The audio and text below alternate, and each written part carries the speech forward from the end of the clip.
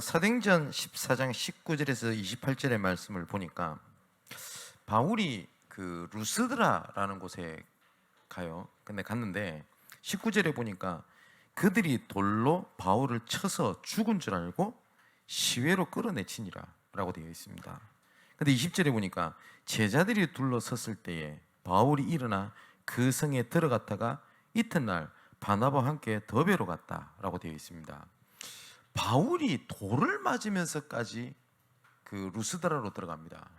이것은 바울이 열심히 있었다, 열정이 있었다 라고 보이지만 그게 아니라 바울이 본 게 있거든요. 여기서 누구를 만나게 되냐면 디모데라고 하는 제자를 만납니다. 근데 여러분 아시다시피 바울 옆에 있는 일명 수제자라고 불려줄 만한 제자들 중에 뭐 에바브로디도라든지 그 이름이 있는데, 디모데에게 가장 애정을 쏟았고 또한 디모데라고 하는 제자가 바울의 바톤을 이은 것은 사실인 것 같습니다. 그 중에 하나를 알 수 있는 것은 뭐냐면, 노인 바울이 이제 순교를 앞두고 마지막으로 편지를 누구에게 쓰냐? 디모데에게 씁니다. 그렇다면 바울을 포함해서 초대교회가 무엇을 보았길래 생명까지 걸었습니까? 그죠? 바울이 무엇을 보았길래 목이라도 내놓을 수 있었을까요? 그러면 이 시대는 순교의 시대는 분명히 아닙니다. 뭐 정치적으로 나중에 그런 일이 생길지는 모르겠습니다만은 어쨌든 지금 이 상황에서는 그 순교의 때는 아닙니다.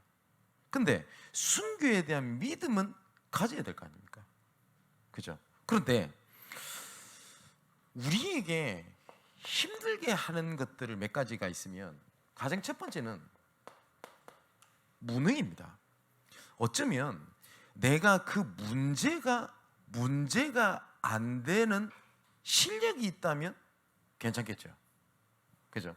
근데 작은 것도 내한테 문제가 될 만큼 내가 무능하다는 거 아닙니까? 그죠? 어떤 사람은 100만 원, 200만 원이 문제가 아닐 수 있습니다. 내가 무엇을 가지냐에 따라서. 그죠? 그래서 나는 100만 원, 200만 원이 없다가 아니라 더 정확하게는 그것이 내한테 문제가 될 만큼 내가 무능하다는 거 아닙니까? 대부분 사람들이 그렇게 있고요. 두 번째는 남들에게 말하지 못하고 어쩌면 내가 알지 못하는 영적 문제 때문에 무너져 있는 경우들도 되게 많습니다. 똑같은 말일 수 있는데 내가 스스로 일어날 수 있는 힘이 없어요. 그 말은 미자립이라는 말이죠. 이거하고 비슷하게 미자립이 돼버리면 어디로 딱 들어가게 되냐면 고립 속으로 딱 들어가게 됩니다. 그게 문제입니다. 그죠? 근데 중요한 것은 이 세 가지가 우리에게는 계속 있습니다. 그런데 이것을 하나님께로 가는 은혜의 방향을 맞추냐, 아니면 내가 이 속에 빠져 있냐, 그 차이거든요. 하나님께서는 그 성경에서 쓰였던 인물들을 잘 보십시오. 배경이 있고 상황이 되었을 때 쓰신 경우들이 없어요. 모세가 애굽의 왕자로 있었을 때 사용하시면 훨씬 더 배경이 좋을 것 같죠. 우리 기준에는. 그죠? 우리 기준에 국회의원이나 연예인이나 이런 실력 있는 기업가들이 우리 교회에 많으면 더 전도가 더 잘 되고 발판이 될 것 같죠. 근데 하나님께서는 그런 사람들을 사용을 안 하셨어요. 그 이상하죠. 배경이 있을 때 하나님께서 그 상황을 안 하시거든요. 그 이유가 있습니다. 고린도후서 4장 7절에 보니까 뭐라고 말씀하셨냐? 우리가 이 보배를 질그릇에 가졌으니 이는 심히 큰 능력은 하나님께 있고 우리에게 있지 아니함을 알게 하려 함이니라. 하나님께서 너희들을 이끌어가는 능력이 너희들한테 있는 것이 아니라 나에게 있다는 것을 알게 하려 하심이라, 이렇게 말씀을 하셨습니다. 그러니까 우리가 자칫 잘못하면 내 믿음이 좋아서, 내가 열심히 해서, 최선을 다해서 저 사람이 기본이 돼서 응답받았다 라고 생각을 하잖아요. 내가 뭘 해서 받은 것은 은혜가 아니죠. 대가를 받은 겁니다. 근데 하나님께서는 우리에게 대가를 주겠다고 말씀 안 하시고 은혜를 베풀어 주시겠다라고 말씀을 하셨습니다. 근데 로마서 1장에 바울이 그 로마서 1장 1절부터 17절까지 복음에 대한 얘기를 합니다. 그죠? 복음에는 하나님의 의가 나타나 믿음에 이르게 하나니 오직 의인은 그 믿음 갖고 살리라. 그러면서 딱 반대 얘기를 합니다. 그런데 이 영광을 위하여 살지 않고, 그죠? 하나님의 영광을 썩어질 것의 우상으로 바꿨다 라고 얘기를 합니다. 바리새인들이 그때 하나님께 기도합니다. 근데 뭘 나타내냐? 내 의. 봐라, 내가 하나님 앞에 이렇게 살지 않냐. 그죠? 근데 바울이 로마서 1장 20절에서 23절에 보니까 그 하나님의 영광을 썩어질 동물, 이걸 먼저 얘기하지 않고 사람, 이걸 얘기합니다. 우리가 자칫 잘못하면 바울이 분명히 그것을 생각을 하고 얘기했던 것 같아요. 바리새인을 두고 분명한 것은 뭐냐면, 많은 사람들이 어떻게 하냐? 사람 보거든요. 그죠? 우리 교회는 그런 분이 없을 거라고 믿고요. 없어야 되는 것이, 혹시 저를 바라보신 분 계십니까? 혹시 자칫 잘못하면 지도자를 쳐다보고, 아, 저분은 뭔가 다르구나. 그래서 그분의 말을 따르고 그분의 된다 안 된다 해서 내가 왔다 갔다 하십니까? 근데 하나님의 영광을 썩어질 사람, 이렇게 되어 있다니까요. 그죠? 우리가 천주교에서 이렇게 얘기를 합니다. 우리는 마리아를 섬기는 것이 아니다 라고 공식적으로 얘기를 합니다. 그런데 말은 그렇게 하는데 마리아를 거의 하나님과 동등한 사람으로 보죠. 그러면서 오히려 반문을 합니다. 예수님의 어머니로 온 그 마리아를 왜 개신교는 무시하고 그 사람들을 얘기하지 않냐? 마리아가 동정녀 탄생에 대해서 쓰임받은 하나님의 은혜지, 그 사람을 높이기 위해서 하나님께 마리아를 선택하신 게 아니거든요. 그죠? 모세가 대단하구나가 아닙니다. 하나님께서 하나님의 영광을 위하여 모세를 선택했을 뿐입니다. 그죠? 이 시대에 하나님께서 나를 선택하신 것은 하나님의 영광을 위하여 나를 선택하셨을 뿐입니다. 그렇지 않습니까? 자, 오늘 본문에 읽진 않았는데 15절에도 이렇게 돼 있습니다. 바울이 그 복음을 전하는데 이제 뭡니까? 그 사람들이 바나바를 제우스 아시죠? 예, 그 신, 그리고 바울은 그 중에서 말하는 자라 헤르메스, 여러분 명품 아시죠? 헤르메스, 그 명품을 얘기합니다. 그 신 이름입니다. 그 사람인 줄 알고 어떻게 하냐? 바울과 바나바를 막 높이는 겁니다. 그때 15절에 바울이 이렇게 얘기를 해요. 이르되 여러분이요 어찌하여 이런 일을 하느냐? 우리도 여러분과 같은 성정이 같은 사람이라. 자, 중요한 말입니다. 여러분에게 복음을 전한 것은 이런 헛된 일을 버리고 천지와 바다와 그 가운데 만물을 지으시고 살아계신 하나님께 돌아오게 하려 함이라. 너희들한테 복음을 주신 이유는 이짓거리 하지 말라고 하나님께서 부른 것인데, 너는 복음을 받고 왜 이짓거리 하고 있냐, 이 얘기를 하고 있는 거예요. 하나님께서 우리에게 복음을 주신 것은요, 하나님의 은혜입니다. 우리가 자칫 잘못하면요, 기능, 전문인, 엘리트, 필요한 사람, 중요한 사람 1%, 이것이 자칫 잘못해서 하나님 은혜보다 앞서면 그것만큼 우상이 없어요. 그죠? 하나님의 은혜입니다. 자, 그 무능한 우리를요, 하나님께서 또 뭐라고 말씀하시냐? 고린도전서 1장 18절에서 31절에 보니까 하나님께서 이렇게 말씀하십니다. 특히 24절에서 25절에 보니까 오직 부르심을 받은 자들에게는 유대인이나 헬라인이나 그리스도는 하나님의 능력이요 하나님의 지혜이니라. 하나님의 어리석음이 사람보다 지혜롭고 하나님의 약하심이 사람보다 강함이라. 그 전에 뭔 얘기를 하죠? 십자가의 도가 멸망받을 자들에게는 미련한 것이지만 구원 얻는 우리에게는 하나님의 능력이 됨이니라. 또 26절에 이렇게 돼 있죠. 형제들아 너희의 부르심을 보라. 육체를 따라 지혜로운 자가 많지 아니하며 능한 자가 많지 아니하고 문벌 좋은 자가 많지 아니하는도다.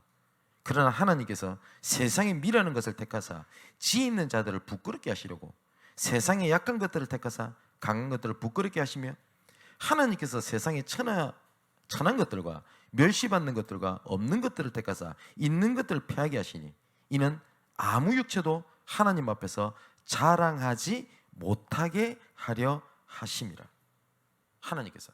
하나님께서는요 모세에게도 이런 말씀하십니다. 나 여호와는 질투하는 하나님이신지 이리 되어 있습니다. 하나님께서는 하나님께서 받으셔야 될 영광을 가로채는 것을 하나님께서는 그냥 두고 보시지 않습니다. 왜 우상이 하나님 앞에 그렇게 범죄가 되는지 압니까? 아니말로 도란한테 전했는데요, 하나님께 돌려야 될 영광을 어디다 돌렸어요? 우상 앞에 돌린 겁니다. 그래서 하나님께서 우상 숭배의 죄를 갚되 3, 4대까지 이르게 한다고 되어 있거든요. 자, 그래서 하나님 이 무능은 하나님의 은혜를 바라볼 수 있다면, 그죠? 영적 문제도 마찬가지입니다. 고린도후서 12장 1절에 10절에 바울의 고백이죠. 무슨 얘기를 합니까? 바울에게는 뭐라고까지 얘기하냐면 사단의 가시라고 표현합니다. 바울이 했던 표현이라니까요. 사탄의 가시다. 그죠? 그런데 바울이 했던 고백입니다. 내가 약할 때 주께서 곧 강함이라. 중요한 것은 내 영적 문제가 은혜 속으로 갈 수만 있다면 문제가 되지 않습니다. 제가 이런 얘기 몇 번 들었지 않습니까? 불면증 있는 사람 있죠. 불면증. 우울증 있는 사람이 있을 거 아닙니까? 우울증이 문제가 아닙니다. 우울한 감정이 있었을 때 내가 하는 생각이 문제입니다. 그죠? 불면증 문제 아닙니다. 만일에 내가 한 3-4시간 자고 내가 생활할 수 있다면 오히려 배경이 되겠죠. 그런데 잠이 안 올 때 내가 하고 있는, 그때 하고 있는 내 패턴, 내 생각이 문제입니다. 그때 분명한 것은 쓸데없는 생각, 그리고 문제 속에 있는 생각, 여러 가지 잘못된 것들 속에 빠져 있을걸요. 그죠? 근데 나는 불면증이다가 문제가 아니라니까요. 그 불면증을 하나님의 은혜로 바라볼 수만 있다면, 그죠? 제 말씀을 안 들었습니까? 제가 얼마만큼 쓸데없는 생각이 망상가냐, 요만한 생각이 문제가 딱 터지잖아요. 그러면 하루 종일이 뭡니까? 계속 그 생각을 가지고 여러 개 크게 부풀려서 생각하는 게 접니다. 여러분 이해되실지 모르겠는데 책을 보는 것도 아니고요, 가만히 의자에 앉아서 생각에 빠져가지고 7시간, 8시간 앉아 있는 게 접니다. 그럼 어떻게 되죠? 사람이. 제가 어릴 때 굉장히 비관적이었어요. 그러니까 작은 일에도 부풀려 놓아요. 문제가 오지도 않았어요. 미리 응답도 앞당겨서 보지 못하는 내가 문제를 앞당겨서 내가 문제 삼고 있는 거예요. 이거를 거의 10년, 20년 뒤에 있거든 내가 앞당겨서 딱 문제를 먹어요. 그건 뭐 문제인데요? 그게 오지도 않았어요. 그죠? 이 생각에 사로잡혀서 몸까지 아프네. 어떻게 되겠습니까? 지금도 저는 그 체질 그대로 갖고 있습니다. 그대로. 그래서 한번 제가 작정을 하고요, 만일에 미국을 갈 일이 있다 그러면 보통 LA 쪽은 한 12시간, 뉴욕 이런 쪽으로 가면 14시간씩 이렇게 가게 됩니다. 그러면 그 14시간이라는 게 굉장히 긴 시간이잖아요. 제가 마음을 잡고 뭘 하나 글을 쓰겠다, 아니면 책을 보겠다, 그 몰두를 하겠다, 열 몇 시간을 그냥 앉아 있습니다. 밥도 안 먹고. 중요한 것은 그것을 하나님의 은혜로 연결할 수 있다면 그게 키입니다. 그죠? 나의 연약함이, 나의 부족함이, 영적 문제가 주를 바라보는데 연결될 수만 있다면, 이게 없어진다가 해결을 받는다가 중요한 게 아니고요, 중요한 건 미자립이거든요. 근데 성경에서는 우리가 렘넌트라고 얘기를 하잖아요. 우리가 남은 자라고 안 합니까? 이건 사실상 혼자 살아남는 걸 얘기합니다. 혼자가 되라는 게 아닙니다. 혼자의 시간에 내 스스로 살아남을 수 있는 힘이 없는 거 아닙니까? 그죠? 그리스도께서 오셔서 우리를 위해서 하신 가장 중요한 게 뭐냐? 하나님과 내 자신이 원수되었던 것을 그리스도의 보혈의 피로 말미암아 화평케 되었다고요. 그게 뭡니까? 함께하기 위해서 만드신 겁니다. 그 전에는 하나님과 함께하는 것이 끊어졌기 때문에 나는 고립돼 있을 수밖에 없었어요. 창세기 3장 5절. 근데 성경이 보니까 하나님과 화평케 하셨거든요. 골로새서 1장 20절을 보니까 그의 십자가의 피로 화평을 이루사 만물 곧 땅에 있는 것이나 하늘에 있는 것이 그로 말미암아 자기와 화목하게 되시기를 기뻐하심이라. 히브리서 12장 14절에는 모든 사람과 더불어 화평함과 거룩함을 따르라. 이것 없이는 아무도 주를 보지 못하리라. 히브리서 저자는 뭐라고 하냐면 하나님과 우리 사이에 대한 화평을 이룬 것을 모든 사람과 더불어 화평함과 거룩함을 따르라. 이것이 없이는 아무도 주를 보지 못하리라. 뭐요? 하나님의 계획을 보지 못한다고 되어 있습니다. 근데 이 사단은 내 혼자 하려고 하는 미자립 속에 나 혼자라고 하는 고립 속으로 딱 빠지게 만듭니다. 그게 무서운 겁니다. 그죠? 그래서 이거를 어떻게 자기 스스로 합리화를 시키냐? 내가 하나님 바라보는 거지 내가 주변 사람 보나? 이러면서 모든 걸 단절시키고 고립을 딱 시켜요. 그래서 오직 하나님. 그래서 내가 말씀 들었다. 나는 붙잡았다. 그죠? 그래서 누가 그러대요. 나는 왕따를 당한 것이 아니라 내가 전부 다 왕따를 시킨 것이다 라고 생각을 하고 혼자 스스로 고립 속으로 딱 들어가는 겁니다. 우리가 십자가를 얘기하죠. 하나님과 우리 사이를 화평케 하시고 사람과 사람 사이를 화평케 하신 거라고 되어 있어요. 그죠? 그런데 우리가 내 혼자 있는 시간, 사람과의 갈등 이런 것들을 계속 말씀드리는 거지만 은혜로 연결시킬 수 있다면 그게 치유의 키입니다. 그죠? 여기에 생각이 많은 사람도 있고 생각이 없는 사람이 있을 수도 있어요. 뭐가 좋냐? 말을 할 수 없어요. 그런데 그게 은혜로 갈 수 있다면, 그죠? 바울의 예수님의 제자들이 성격이 다 달라요. 그죠? 바울은 굉장히 다혈질입니다. 즉흥적입니다. 생각이 없어. 그래서 보면요, 바울이 실수한 장면 많이 나옵니다. 예수님께서 제자들을 발을 씻기시는데 의리도 있거든요. 베드로가 아니 어떻게 예수님이 제 발을 씻깁니까? 안 됩니다.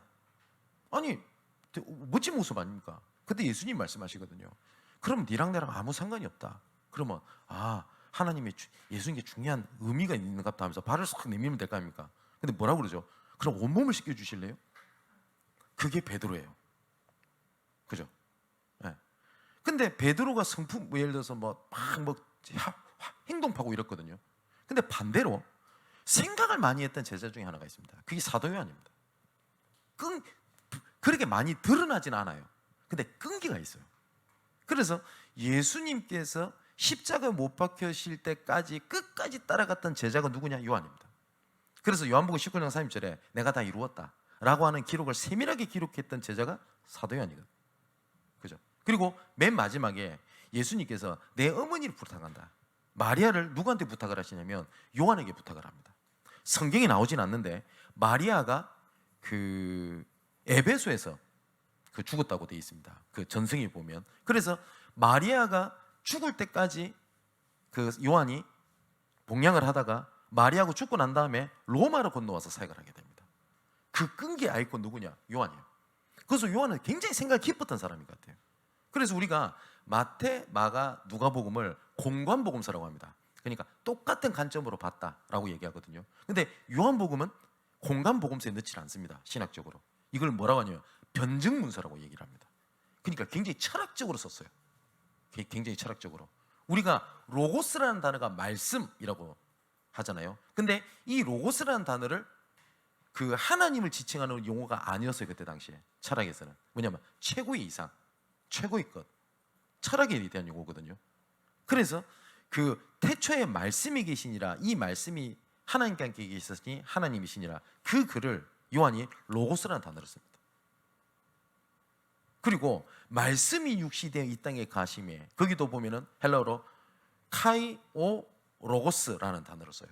그리고 육신이 되었다라고 하는 단어를 헬라어로는 사르크스라는 단어를 쓰거든요. 이거는 가장 밑바닥에 있는 걸 얘기를 해요. 그러니까 요한은 그거의 생각을 썼어요. 최고의 것이 가장 밑바닥으로 오셨다.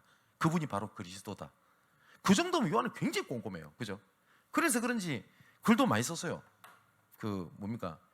요한복음 21장. 그죠? 그리고 요한 1, 2, 3서 많이 썼죠? 그리고 요한계시록 많이 썼어요. 근데 베드로 전후서 몇 장 안 돼요. 우선 활동 봐라. 그죠? 뭐가 맞다고 할 수 없다니까요. 중요한 건 내가 그걸 은혜로 연결시킬 수 있냐. 그죠? 우리 교회에 문제도 어쩌면 문제라고 볼 수 있는 것들이 많이 있을 수 있습니다.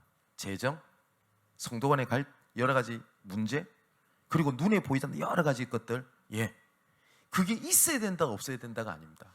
중요한 거는 은혜로 연결시킬 수만 있다면. 맞죠? 자, 그렇다면 봅시다. 초대교회가 본 것이 뭘까요? 아까 말씀드렸던 대로 오늘 14장 26절에 이렇게 돼 있거든요. 거기서 배 타고 안디옥에 이르니 이곳은 두 사도가 이룬 일을 일하여 하나님의 은혜에 부탁하신 것이라 라고 돼 있습니다. 하나님의 은혜에서 시작해서 하나님의 은혜로 돌아가는 겁니다. 초대교회에 우리가 아시다시피 안디옥 교회가 세워지고 난 다음에 주의 은혜가 보여 이리 돼 있다니까요. 그죠? 오늘 14장 3절에도 보니까 자기 은혜의 말씀을 증언하니, 계속 반복해서 나오는 것이 뭐냐면 하나님의 은혜입니다. 자기가 사도된 것도 하나님의 은혜로 사도된 나 바울, 이 얘기를 하거든요. 근데 이 하나님의 은혜가 어떠냐? 에베소서 2장 8절 9절에 이렇게 되어 있습니다. 너희는 그 은혜에 의하여 믿음으로 말미암아 구원을 받았으니 이것은 너에게서 난 것이 아니요 하나님의 선물이라. 행위에서 난 것이 아니니 이는 누구든지 자랑하지 못하게 함이라. 우리가 믿음으로 구원받았다라고 하는데 정확한 표현이 아닙니다. 은혜로 말미암아 믿음으로 구원받은 겁니다. 하나님의 은혜가 없이는 우리가 믿지도 못합니다. 그죠? 모든 것에 앞서는 것이 뭐라고요? 은혜라고요.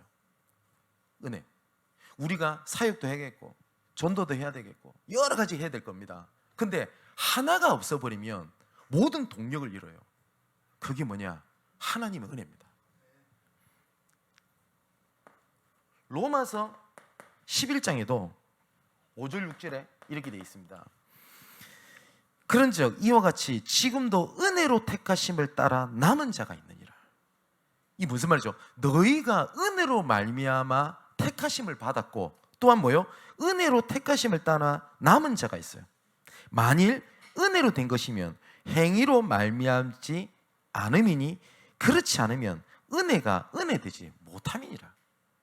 하나님께서 은혜로 하시는 일에 우리의 행위, 우리의 조건이 단 1도 들어가지 않습니다. 단 1도. 어떤 신학 패턴에서는 이렇게 얘기를 합니다. 하나님의 은혜와 우리의 행위가 합작을 해서 뭘 이뤘다고 얘기를 하잖아요. 근데 하늘 성경이 뭐라고 돼 있냐? 행위로 난 것이 아니고 전부 다 뭐요? 은혜인 것을 알게 하려 함이니라. 그잖아요. 우리가 찬양팀에서 찬양할 때 은혜라는 찬양이 있대요. 그게 가사 보면 이런 게 있더만요. 나는 그냥 당연한 건 줄 알고 지나갔는데 그것조차도 하나님의 은혜였어. 맞습니다. 내가 어쩌다 보니 이 자리까지 온 것처럼 보이죠. 이것도 하나님 은혜가 아니면 안 돼요.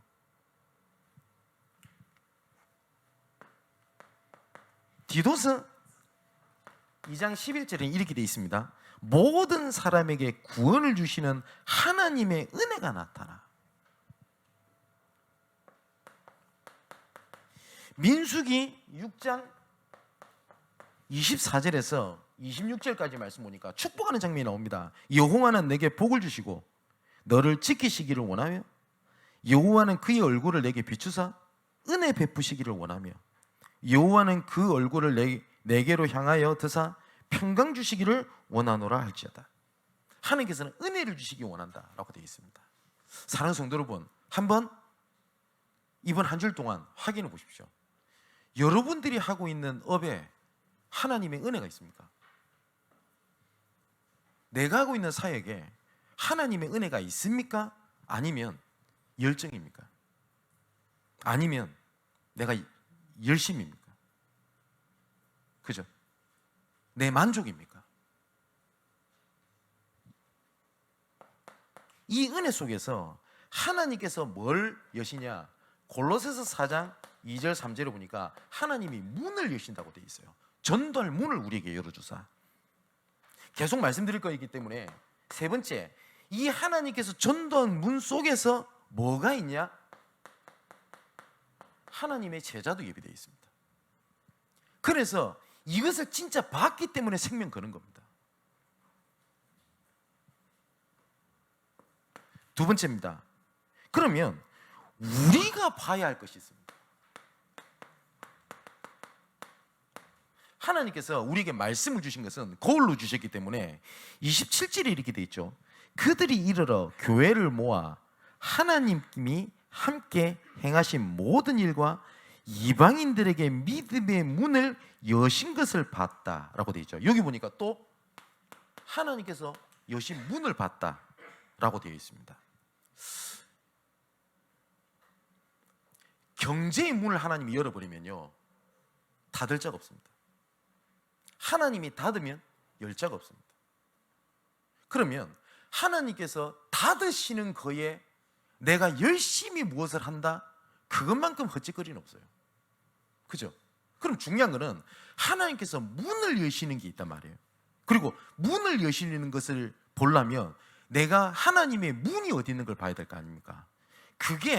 그걸 보고 우리가 표현하기를 황금어장이라고 얘기를 합니다. 하나님께서 문을 열어놓고 예비되는 황금어장이 있어요. 저는 낚시를 잘 못합니다. 그런데 한 번씩 제 고향에 삼천포를 내려가면 그 낚시라는 사람들이 있어요. 지금 어떤지 모르겠는데 저쪽에 그 대방이라는 데가 있어요. 그 근처에 우리 배장로님 집이 근처에 있거든. 근데 거기에 고등어가 그렇게 잡혀요. 그래서 제가 그 소식을 듣고 제가 고등어를 잡으러 간 겁니다. 근데 그때 너무 신기한 걸 봤어요. 다 잡는데 못 잡는 사람은 죽어도 못 잡아요.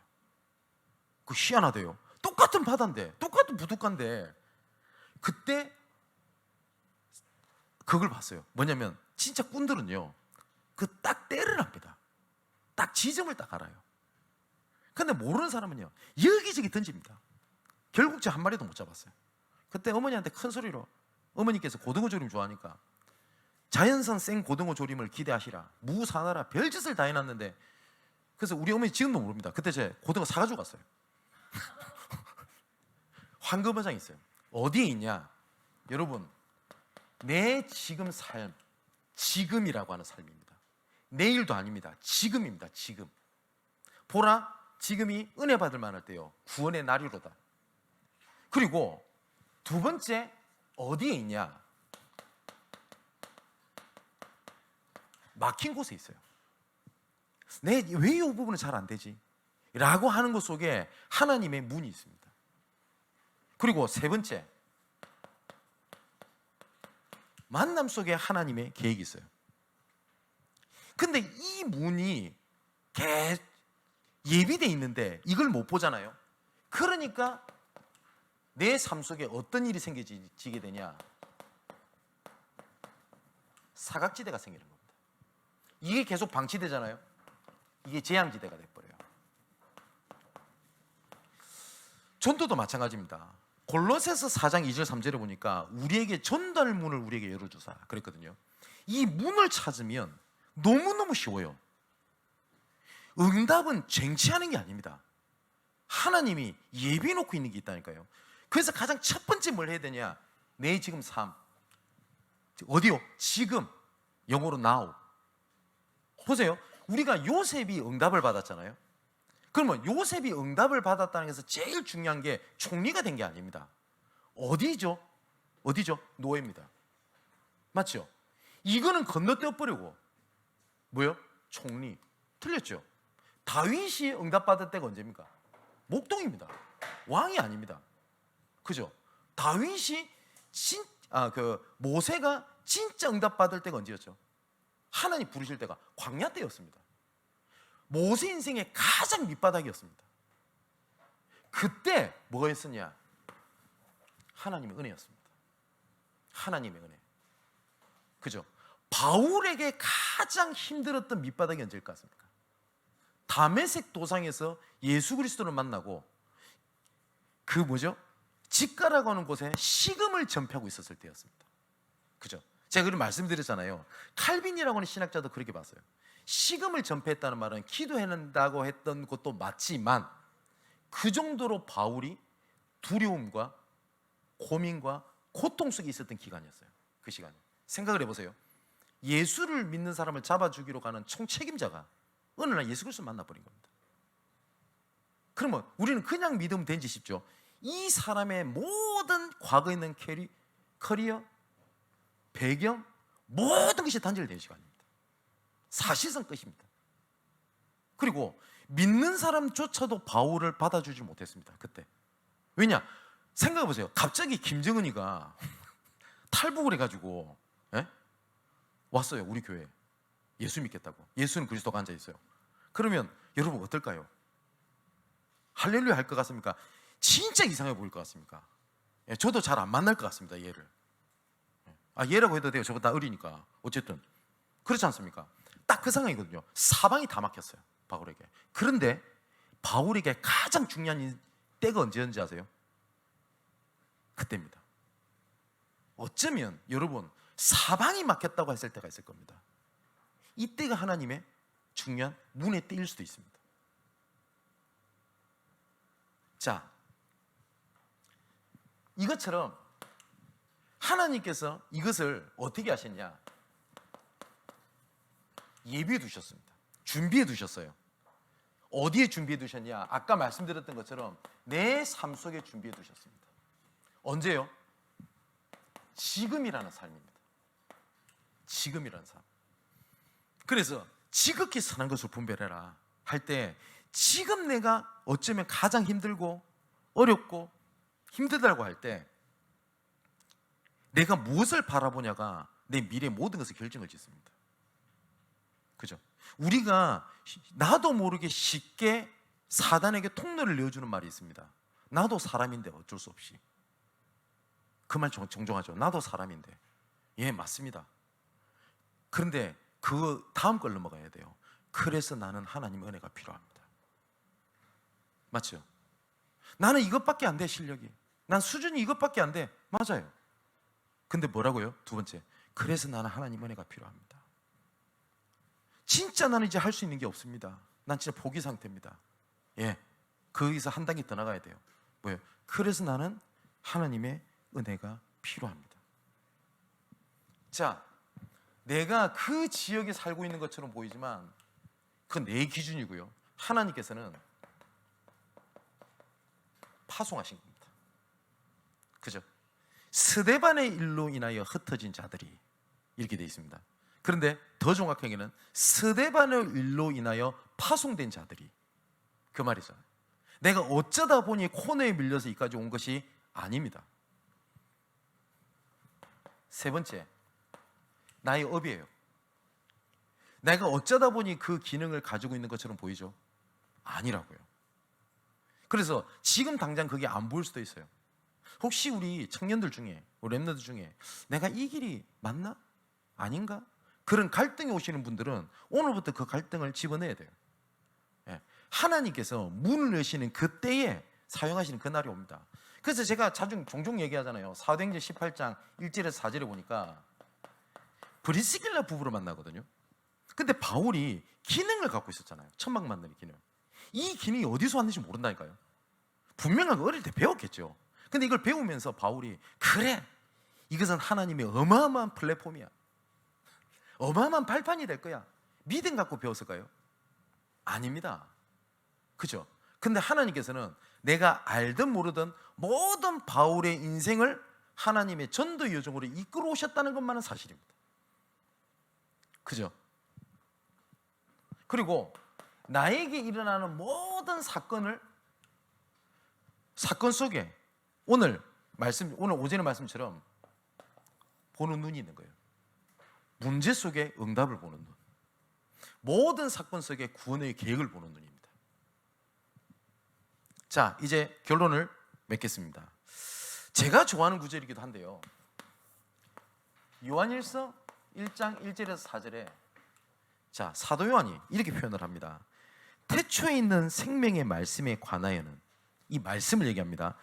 우리가 들은 바요, 눈으로 본 바요, 자세히 보고 우리의 손으로 만진 바라. 그러니까 요한도요, 복음을 뭐라고요? 내가 보고 듣고 만졌다라고 얘기를 합니다. 내 것이 됐다라고 얘기를 해요. 바울도 뭐요? 나의 복음을 라고 얘기를 하죠. 우리 사랑하는 성도 여러분, 목사님이 강단에서 이렇게 말씀하셨어가 아니라 하나님께서 나에게 이 말씀을 하셨어로 바뀌게 되기를 바랍니다. 이번 주 말씀에 이런 말씀이 있었어가 아니라 하나님께서 이 시간 나에게 주시는 말씀이라고 붙잡으시기를 바랍니다. 2절에 이 생명이 나타나신 바 됨지라, 이 영원한 생명을 우리가 보았고 증언하여 너희에게 전하노니 이는 아버지와 함께 계시다가 우리에게 나타나신 바 된 이시니라. 예수 그리스도를 얘기하는 거죠. 3절에 우리가 보고 들은 바를 너희에게도 전함은 너희로 우리와 사귐 있게 하려니니 우리의 사귐은 아버지와 그의 아들 예수 그리스도와 더불어 뭐요? 누림이라 라고 되어 있어요. 4절에는 우리가 이것을 쓰면 우리의 기쁨이 충만하게 합니다 라고 되어 있습니다. 여기에 복음을요 1인칭으로 쓰거든요. 나. 그죠? 하나님의 복음이 나의 것으로. 그죠? 하나님께서 내가 지금 하고 있는 것들이 뭐야? 하나님이 주신 나의 것으로. 그리고 내가 있는 처한 곳이 하나님이 보내신 나의 현장으로.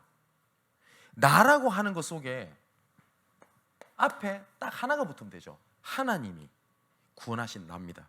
내가 아니라, 내 것이 아니라 하나님이 주신 나의 것. 그리고 내가 지금 처한 상황이 아니라 하나님이 보내신 나의 현장입니다. 그죠? 이번 한 주일 동안 진짜 볼 것을 보고 응답받는 한 주간이 되시기를 주님의 이름으로 축원을 드립니다. 정말 제가 축복하고 기도할 것은 어제까지 문제로 보였던 그것이요, 응답으로 보이시기를 바랍니다. 그리고 어제까지 갈등으로 보여졌던 그것이 하나님의 계획이 있는 것으로 보여지길 바라고요. 모든 것 속에 하나님의 구원 계획이 있음을 알고 각 현장에서 전도자의 삶을 누리게 되기를 주님의 이름으로 축원을 드립니다. 기도하겠습니다. 아버지 하나님, 우리의 눈을 열어 볼 것을 보게 하여 주옵소서.